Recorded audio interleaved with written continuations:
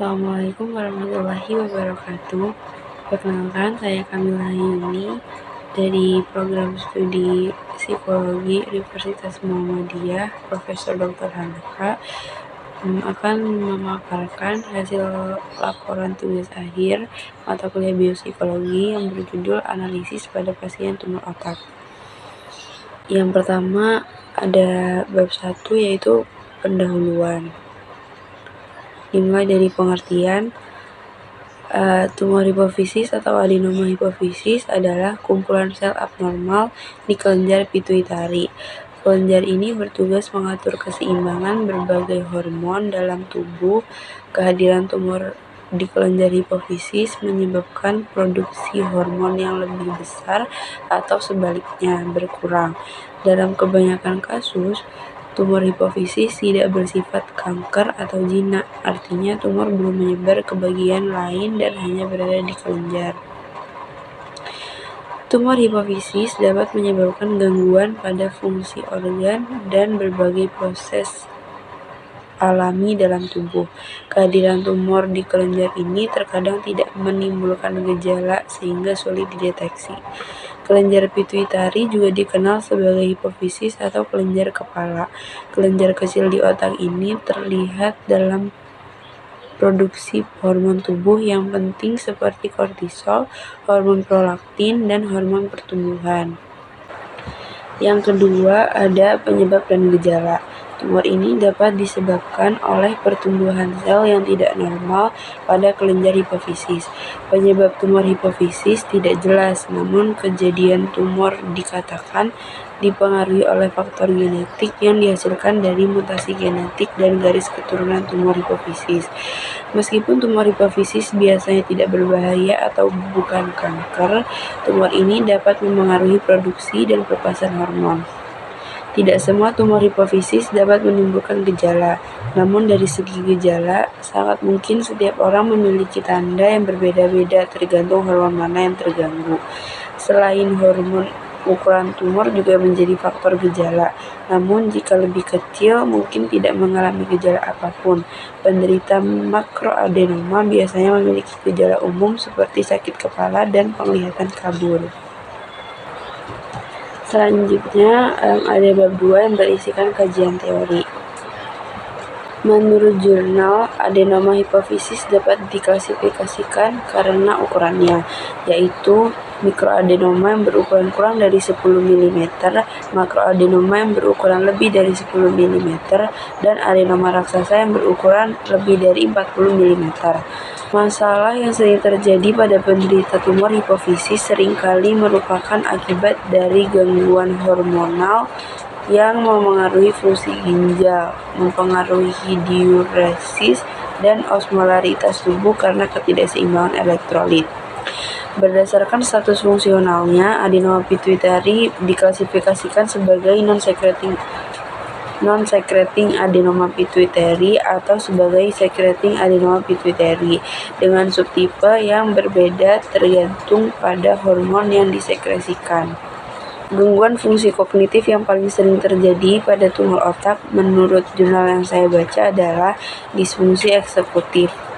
Dapat disebabkan langsung oleh tumor atau hasil dari defisit neurologis lainnya seperti kejang dan terapi pengobatan definitif tumor dalam bentuk operasi, radioterapi, atau kemoterapi. Gangguan psikis akibat tumor otak menurut jurnal yang saya baca dapat berupa defisit kognitif, perubahan kepribadian, atau gangguan mood seperti kecemasan dan depresi. Sebuah penelitian melaporkan bahwa sekitar 51% pasien tumor otak memiliki gejala neuropsikiatri. Sekitar 18% menunjukkan perubahan perilaku pada manifestasi awal tumor otak. Selanjutnya ada bab 3 yang berisi hasil wawancara.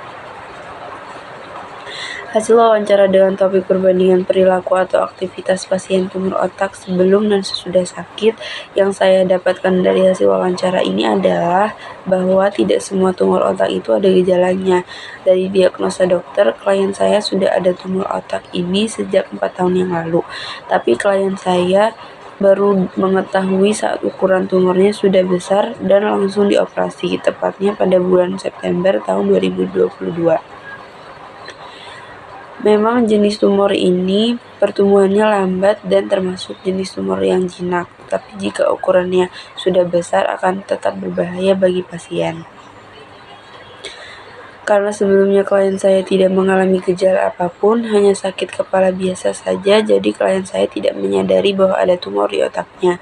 Tidak banyak perubahan yang dialami klien, hanya saja ada beberapa pantangan dari dokter untuk makanan dan aktivitasnya, seperti tidak boleh terlalu lelah, tidak boleh mengerjakan sesuatu yang berat, dan masih banyak lagi.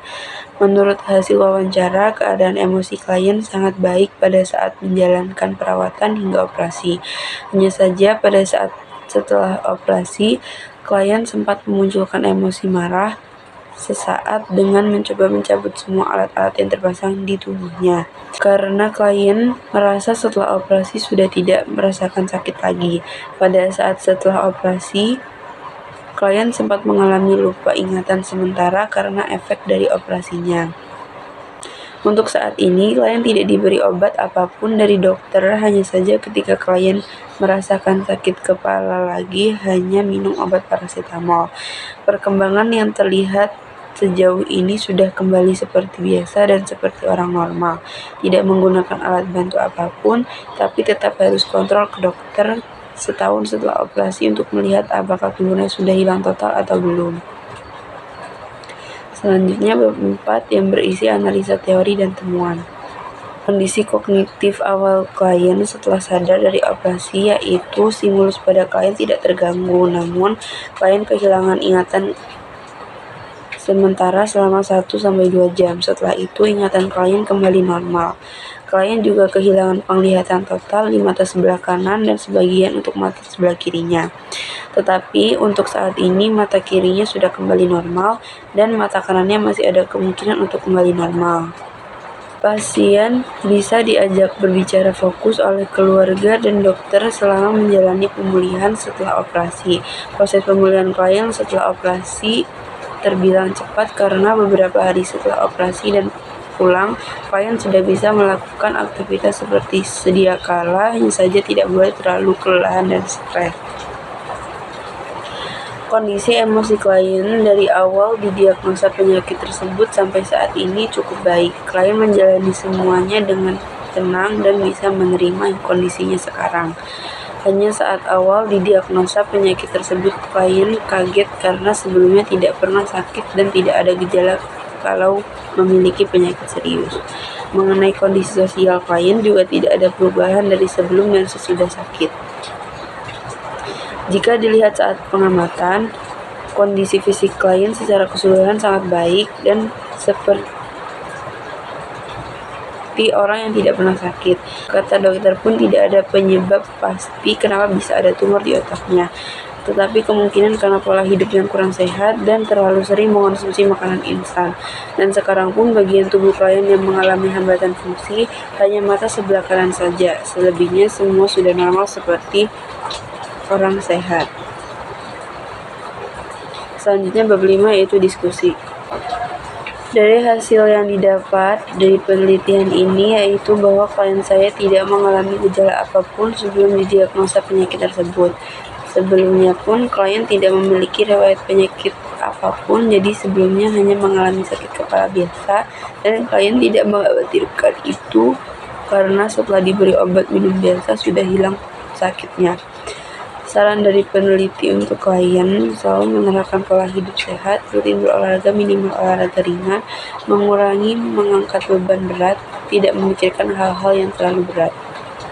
Sekian dari saya, kurang lebihnya mohon maaf. Wassalamualaikum warahmatullahi wabarakatuh.